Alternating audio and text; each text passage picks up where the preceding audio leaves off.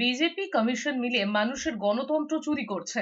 নবান্নের সাংবাদিক বৈঠক করে এভাবেই কমিশন ও বিজেপিকে একযোগে আক্রমণ করেছেন মুখ্যমন্ত্রী মমতা বন্দ্যোপাধ্যায়। বিজেপি ও নির্বাচন কমিশনকে এক বন্ধনীতে রেখে তিনি বলেছেন, বাঁকুড়ার খাদরায় গাড়িতে করে প্রায় 10,000 ফর্ম নিয়ে গেছে বিজেপি ডিলিট করার জন্য। ফাইলের পর ফাইল, বস্তায় বস্তায় কাগজ উদ্ধার করা হয়েছে সেখানে। এরপরই কমিশন বিজেপিকে এক বন্ধনীতে রেখে মমতা বন্দ্যোপাধ্যায় বলেছেন, এগুলো মানুষের অধিকার চুরি নয়, তথ্য চুরি করছে, গণতন্ত্র চুরি করছে, জ্যান্ত মানুষকে মেরে ফেলতে চাইছে।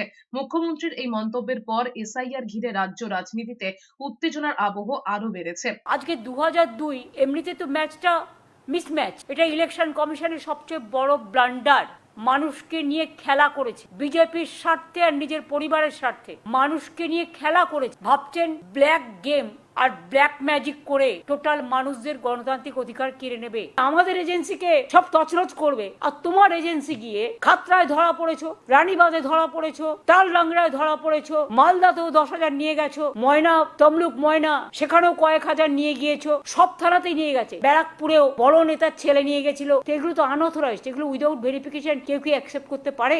এদিকে এসআইআর নিয়ে সাধারণ মানুষের হয়রানি নিয়ে এবার সরব হয়েছে বাংলা একতা মঞ্চ।